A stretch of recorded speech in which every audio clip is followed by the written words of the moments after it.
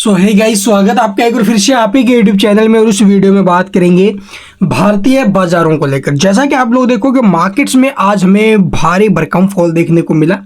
और इस गिरावट को लेकर कल की वीडियो में, शाम की वीडियो मैंने आपको डिटेल बताया था डिटेल में कि एक अच्छी खासी करेक्शन मार्केट में हो सकती है। 70% चांसेस मार्केट में करेक्शन के बने हुए हैं।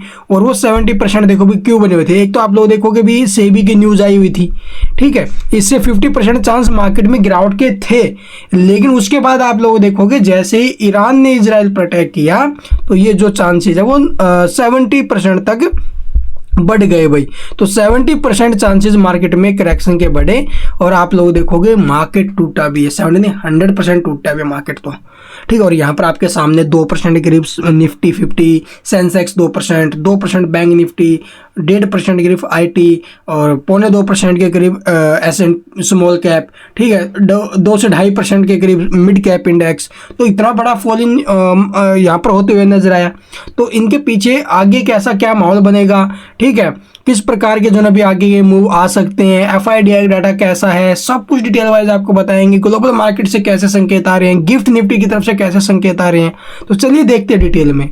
सबसे पहले आप लोग देखोगे भी जो 10 लाख करोड़ आज के दिन हमें मार्केट में जो गिरावट देखने को मिली इतनी बड़ी, उससे नुकसान होते हुए नजर आया है, ठीक है। टोटल 10 लाख करोड़ का जो वैल्यूएशन है मार्केट्स का, ठीक है, जो कैपिटल है वो नीचे गया है भाई, ठीक है, इतनी बड़ी गिरावट के बाद। तो यहाँ पर 5 कारण मेनली बताए जा रहे हैं। पांचों कारण देखो एक दूसरे से संबंधित ही है।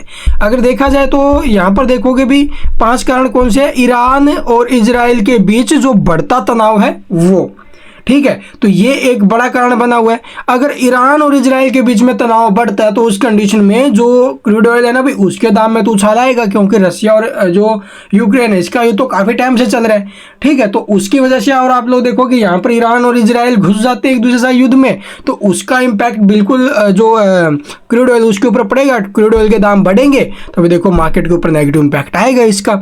और इजराइल और ईरान के युद्ध को लेकर ज़्यादा बड़ी टेंशन नहीं लेनी, अगर हो भी जाता है तो जो यूक्रेन और आप लोग देखोगे रशिया का युद्ध देख लो भी काफ़ी टाइम से चल रहा है।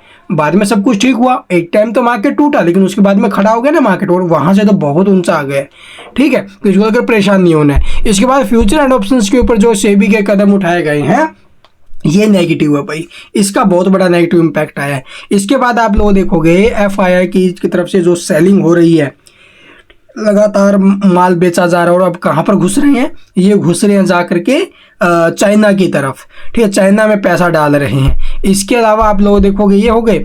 इसके अलावा क्रूड ऑयल का भाव मैंने आपको बता दिया भाई, ठीक है। US चुनाव को लेकर भी घबराहट है अभी। US में चुनाव हो रहे हैं और उस चुनाव में कौन सा चेहरा प्रेसिडेंट के लिए अब आगे आएगा वो देखने को मिलेगा भी। अगर करंट टाइम में बाइडेन जी हैं, अगर बाइडेन फिर से आते हैं तो ये ठीक रहेगा मार्केट के लिए भी। और अगर उनके जगह पर कोई और न्यू पार्टी के बनते हैं तो देखो वो एक चुनौतीपूर्ण हो सकता है, क्योंकि पता नहीं कैसे संबंध होंगे उसके जो आगे आएगा भारत के साथ, कैसे संबंध बनाएंगे वो, ठीक है। तो ये मार्केट में हमें जो अभी साल के दौरान कौन से महीने में कितनी गिरावट देखने को मिली उसके बारे में भी डिटेल डाटा यहाँ पर दिया गया है, ठीक है। सबसे बड़ी गिरावट कब हुई थी, मई 2004 में हुई थी 18% के ऊपर में। 2011 में आप लोग देखो 15.5% की हुई थी। तो ये आपको गिरावट देखने को मिल रही है बाजार में, पीछे का डाटा है भैया। और बाजार के लिए एक अच्छी खबर भी है, और अच्छी खबर ये है कि MSCI इंडेक्स में जो अभी काफ़ी बड़ा इनफ्लो आया है और ये चाइना को भी पीछे छोड़ गया है। तो ये एक पॉजिटिव न्यूज़ जरूर है भारतीय बाजारों के लिए। लेकिन अभी के टाइम थोड़ा सा दबाव है भी मार्केट के ऊपर, ठीक है। चलिए अब आपको मैं दिखाता हूँ ग्लोबल मार्केट का कैसा हाल है, FIDI का डाटा कैसा है। अगर बात करें डाटा की तो यहाँ पर देख सकते हो भी FII ने आज के दिन जमकर माल बेचा, जमकर। यहाँ पर देखोगे 15,243 करोड़ की फ्रेश सेलिंग हुई आज के दिन। और हो भी क्यों ना भाई, फ्यूचर एंड ऑप्शंस के ऊपर इतना बड़ा जो ये जो फैसले लिए जा रहे हैं उसकी वजह से निकल रहे हैं यहाँ पर। जबकि जो डोमेस्टिक इन्वेस्टर्स हैं DII उनकी तरफ से 12,913 करोड़ की यहाँ पर खरीदारी भी हुई है, ठीक है। तो यहाँ से एक बार बिल्कुल नेगेटिव डाटा FII की तरफ से पिछले 2-3 दिन से लगातार बेच रहे हैं वो, इसकी वजह से मार्केट के ऊपर इम्पैक्ट नेगेटिव आ रहा है, ठीक है। इसके बाद आप लोग देखो ग्लोबल बाजारों में कैसा माहौल बना हुआ है। यूएस मार्केट की बात करें, डाउ जोन्स है, S&P 500 है, नेस्डैक है, यहाँ पर हमें गिरावट देखने को मिल रही है। डाउ जोन्स में 250 पॉइंट के करीब गिरावट आ चुकी है भाई, S&P 500, और यहाँ पर भी हल्की फुल्की गिरावट है, यानी कि अभी वो जो मार्केट है गिरावट में है। अमेरिका के मार्केट वो क्लोजिंग कहाँ पर लेते हैं ये मेन रहेगा। FTSE CAC यानी कि जो यूरोपियन मार्केट्स है इनमें भी भारी भरकम फॉल हमें देखने को मिला। अभी 1% के करीब गिरावट आई है। FTSE में हल्की गिरावट है, बट जो DAX और जो CAC इसमें अच्छी खासी गिरावट है। इसके अलावा गिफ्ट निफ्टी आप लोग देखोगे इसमें जबरदस्त रिकवरी बनी है भाई। कहाँ पर ये भी एक बड़ी गिरावट में था ना आज, लेकिन ये लास्ट में आते आते रिकवरी ले गया, 70 पॉइंट के करीब माइनस में है। और इसका इम्पैक्ट कैसा रहेगा वो देखो भाई, कल पता चलेगा किस प्रकार की ओपनिंग होती है इसकी, और जो ये अमेरिका के बाजार कहाँ पर क्लोजिंग लेते हैं। जो जापान के बाजार है ये बिल्कुल पॉजिटिव रहे, 2% की रैली रही है। पिछले कुछ दिनों से लगातार गिरावट थी, आज इनमें काफ़ी अच्छी तेजी रही है।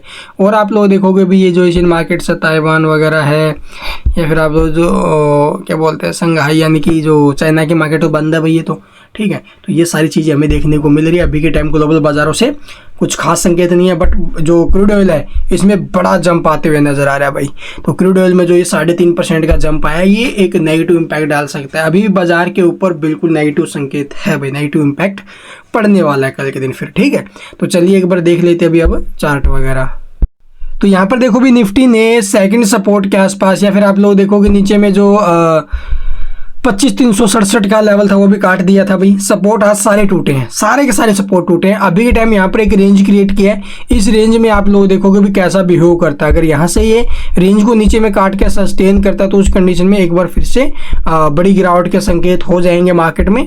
और जो मार्केट है वो आप लोग देखोगे नीचे में हमें फिर से एक बड़ा फॉल दिखाते हुए नजर आ सकता है, और 24,948 तक के जो मूव है वो आते हुए नजर आ सकते हैं भाई। तो कल का जो लेवल रहेगा ये बहुत ज़्यादा इंपॉर्टेंट रहेगा भी। जो ये रेंज क्रिएट किया ना आज के दिन लास्ट के कुछ टाइम में, तो इस रेंज को देखते किस प्रकार से ऊपर में करता है ब्रेक, तो एक अच्छी रिकवरी बन सकती है मार्केट में, ठीक है। तो आगे कंपनियों के रिजल्ट्स भी आ रहे हैं, अभी पैनिक नहीं होना है, जैसा वैसा रखिए। अगर नीचे में अच्छी खासी गिरावट में शेयर मिल रहे हैं तो वहां पर कंसीडर करने के बारे में सोचना है। Thank you for watching the video.